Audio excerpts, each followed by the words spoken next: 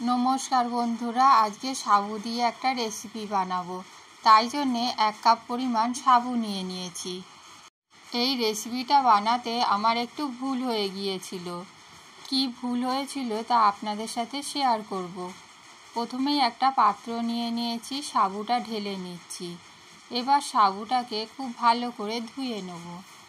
সাবুটা পরিষ্কার আছে, একবার ধুলেই হবে। আমি এখানে মোটা দানা সাবু নিয়েছি, আপনারা ছোট দানা সাবু দিয়েও বানাতে পারেন। আমার কাছে মোটা দানা সাবু ছিল, তাই জন্য মোটা দানা সাবু দিয়েই বানাচ্ছি। এবার সাবুটাকে জল দিয়ে 1 ঘন্টা মতন ভিজিয়ে রাখবো। দেখুন বন্ধুরা, এখানে জল দিতে হতো খুব কম পরিমাণ, আর আমি জল বেশি দিয়ে ফেলেছি। তার ফলে সাবুটার মধ্যে প্রচুর পরিমাণে জল ঢুকে গিয়েছিল। এই রেসিপিটা বানাতে গিয়ে আমি প্রথমেই ভুল করে ফেলেছি। সাবুটা অল্প জল দিয়ে ভেজাতে হতো। তারপরে আমি এটাকে ঠিক করে নিয়েছি। কিভাবে ঠিক করেছি সেটা আপনাদের সাথে শেয়ার করব। ছাঁকনির মধ্যে সাবুটাকে জল ঝরানোর জন্য রেখে দিয়েছি। সাবু জলটা এখন ঝরে গিয়েছে। একটা মিক্সির জার নিয়ে নিয়েছি। সাবুগুলো এই মিক্সির জারের মধ্যে দিয়ে দেবো। 1 কাপ পরিমাণ সাবু খুব ভালো করে ভিজে গিয়েছে আর অনেকটা বেড়েও গিয়েছে। এবার সাবুর মধ্যে 3 চামচ পরিমাণ চিনি দিয়ে দেবো।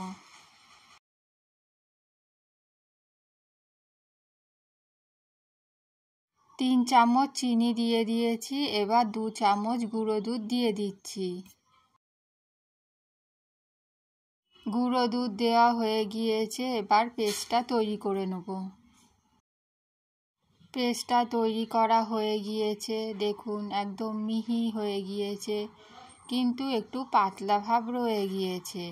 সেই জন্যে এর মধ্যে এবার আমি সুজি দিয়ে দেবো। 6 চামচ মতন সুজি এর মধ্যে দিয়ে দেবো। সব কিছু খুব ভালো করে মিশিয়ে নেব।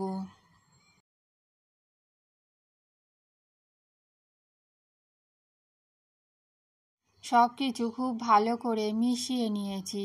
এবার একটা বাটি নিয়ে নিয়েছি। বাটির মধ্যে এবার মিশ্রণটা ঢেলে রেখে দেবো। 15 মিনিট মতন ঢাকা চাপা দিয়ে রেখে দেবো, যাতে সুজিটা ফুলে যায়। বাটির মধ্যে সবটা নিয়ে নিয়েছি। আরও 1 চামচ সুজি দিয়ে দিয়েছি। দিয়ে খুব ভালো করে মেখে নিচ্ছি। মেখে আমি 15 মিনিট রেখে দেবো। দেখুন বন্ধুরা, সব কিছু খুব ভালো করে মেখে নিতে হবে। এই রেসিপিটা বানাতে গিয়ে একটু ভুল হয়েছিল, খেতে কিন্তু খুব ভালো হয়েছিল। আপনারা একবার এইভাবে বানিয়ে দেখতে পারেন। রেসিপিটা খেতে ভালো হয়েছিল বলেই আপনাদের সাথে শেয়ার করছি। ভালো না হলে আপনাদের সাথে শেয়ার করতাম না। 15 মিনিট হয়ে গিয়েছে, ঢাকনাটা খুলে নিয়েছি। এবার হাতে একটুখানি ঘি মাখিয়ে নিয়েছি। গোল গোল বল পাকিয়ে নিচ্ছি। বল পাকিয়ে রেখে দিলাম। এইভাবে আমি কয়েকটা বল পাকিয়ে নিয়েছি। এইভাবে বল পাকানোর পর আমি দেখছিলাম বলগুলো ঠিক মতন হচ্ছিল না। সেই জন্যে আমি আর পাকালাম না। এবার আমি কয়েকটা বল পাকিয়ে নিয়েই রেখে দিলাম। গ্যাসের মধ্যে আগে থেকে দুধ গরম বসিয়ে দিয়েছি। দুধটা এখন গরম হয়ে গিয়েছে। ঠিক মতন পাকানো যাচ্ছিল না বলে আমি এইভাবে হাতে করে নিয়ে দুধের মধ্যে দিয়ে দিচ্ছি। দুধটা কিন্তু এখন খুব ভালোভাবে গরম হয়ে গিয়েছে। দুধটা আমি আগে থেকেই ফুটিয়ে নিয়েছিলাম।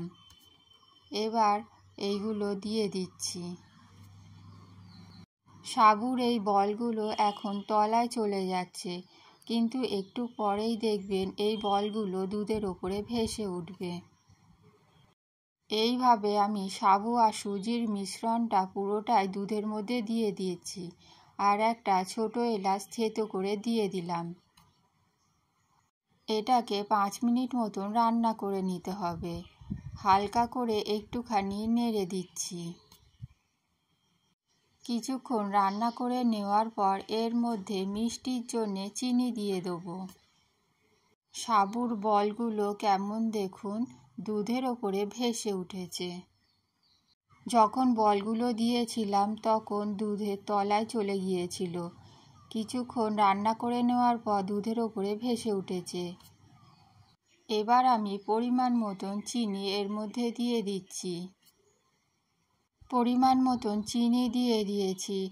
একটু হালকা করে নেড়ে ছেড়ে চিনিটাকে একটু মিশিয়ে নিচ্ছি। আরও কিছুক্ষণ রান্না করে নেব। খুব বেশি ফোটালে এটা আবার গলে যেতে পারে, সেই জন্য আমি খুব বেশি ফোটালাম না। দেখুন এটা হয়ে গিয়েছে, কত সুন্দর ফুলে গিয়েছে, দেখতে একদম রসগোল্লার মতন লাগছে।